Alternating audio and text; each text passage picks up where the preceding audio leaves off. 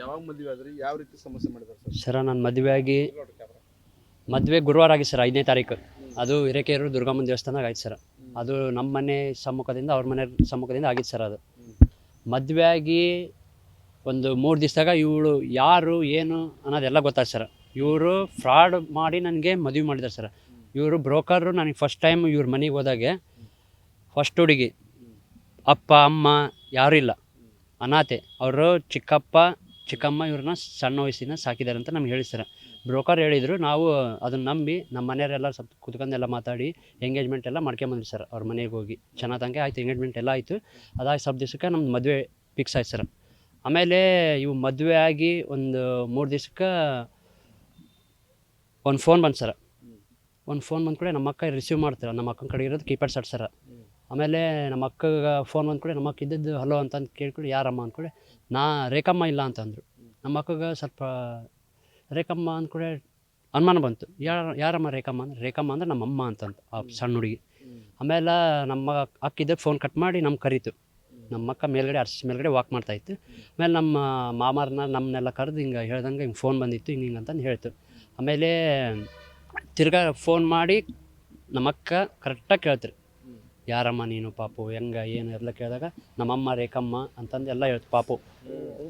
ನಮಗೆ ಡೌಟ್ ಬಂತು ಸರ್. ಅವಾಗ ಡೌಟ್ ಬಂದು ನಾವು ಆಕೆಗೆ ಕೇಳಿದ್ವಿ ಸರ್.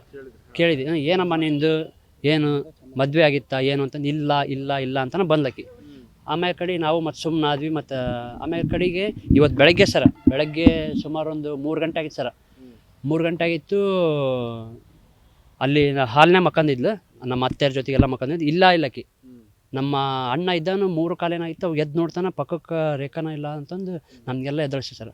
ನಮ್ಮ ಕಡೆ ನಮ್ಮ ಅಣ್ಣ ಒಂದು ದಿಕ್ಕಿಗೆ, ನಾನೊಂದು ದಿಕ್ಕಿಗೆ, ನಮ್ಮ ಮಾವ ಒಂದು ದಿಕ್ಕಿಗೆ ಅಷ್ಟು ಹುಡ್ಕಾಡಿ ಸರ್.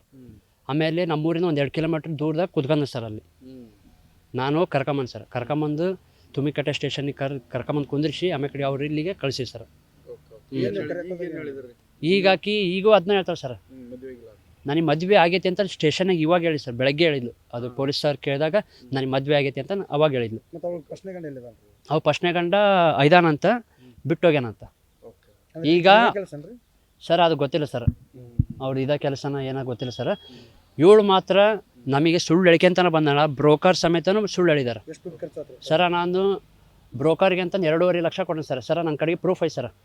ಸ್ಟಾರ್ಟಿಂಗು ನಮ್ಮ ಮನೆ ನೋಡೋಕೆ ಬಂದಾಗೆ 10,000 ರೂಪಾಯಿ ಅಡ್ವಾನ್ಸ್ ಕೊಟ್ಟಿದ್ದೆ. ಅದಾದಮೇಲೆ ಎಂಗೇಜ್ಮೆಂಟಿಗೆ 1,40,000 ಕ್ಯಾಶ್ ಕೊಟ್ಟಿದ್ದೆ.